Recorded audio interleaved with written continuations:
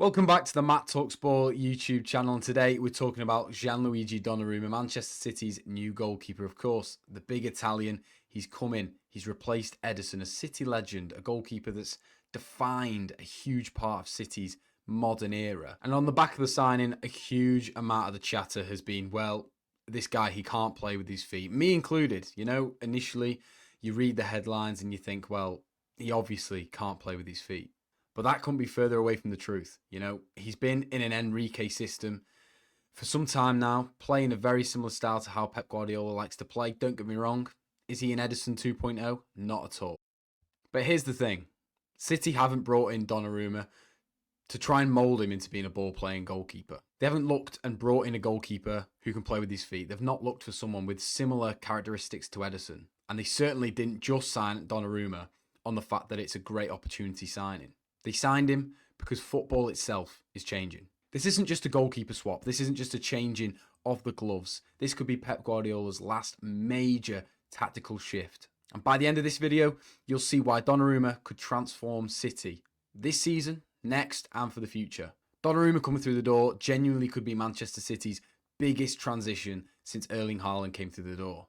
So for years, Manchester City have dominated, playing a certain style with, of course, Edison being at the back of it, playing some incredible passes, making some big saves as well in that time, but obviously known for his ability with the ball at his feet, pinging a 70-yard pass, getting assists as well. He's, of course, now got the assist record in the Premier League, 7 assists to his name, which is just astonishing. But we can't ignore last season. Last season, there was a real shift, not just in the way City played, but, of course, defeat after defeat after defeat in the winter, and, of course, a lot of goals going in Edison's net.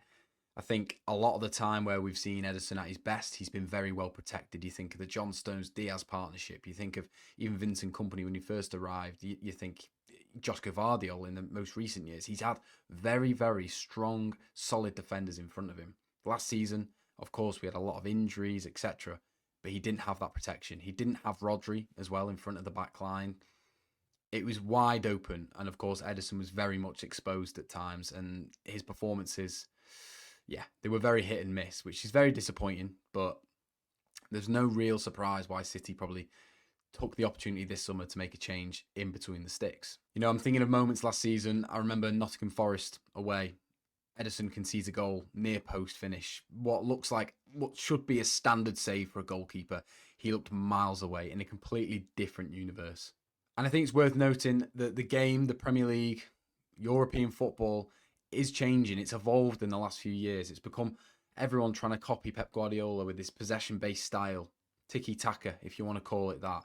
Now it's a transitional game. You think Brighton, Bournemouth, Liverpool, these type of teams are so good at smelling the danger, smelling blood, and just going all in for it. And within a blink of an eye, it can be 3-4-0. And these teams are so difficult to play against. They press so well.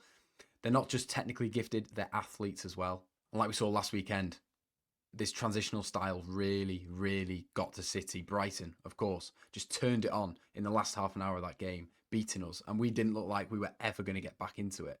So think about it. City's defence has got weaker. That, there is no doubt. Rodri coming back, but he's not anywhere near his best. And overall, City are a lot more open. Our goalkeeper, whoever it is going to face a lot more shots. And ultimately, Edison is not the best in the world at that.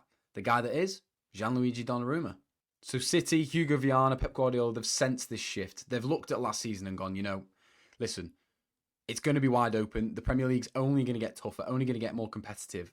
We're not going to have total control. We're not going to be able to limit teams like we used to in 2018, 2019, 2020.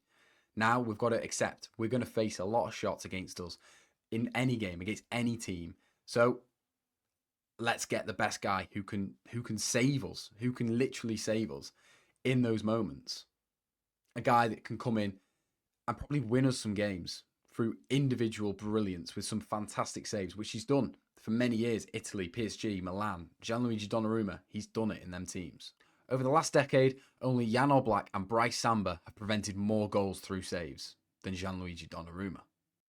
Edison offered City control for so many years, but now Donnarumma, he's going to offer City that little edge of survival. When City are under the cosh, which they will be, be it against Brighton or at the Bernabeu against Real Madrid, City are going to face a lot of chances, a lot of shots on goal.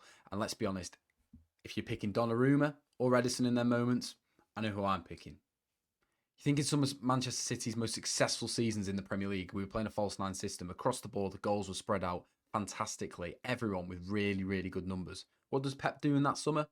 Brings in Erling Haaland, one of the most prolific strikers in the world. A massive guy, completely contrasting, moving away from the way that we've been playing the years prior.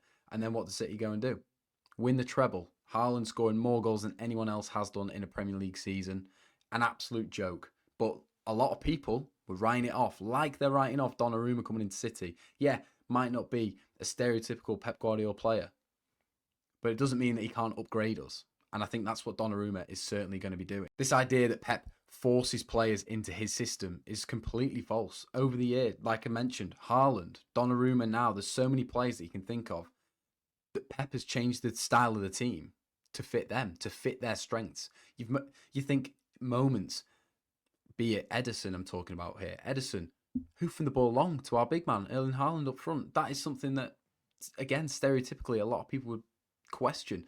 Pep Guardiola, they would never associate that with Pep Guardiola. So I think we're going to see a real shift.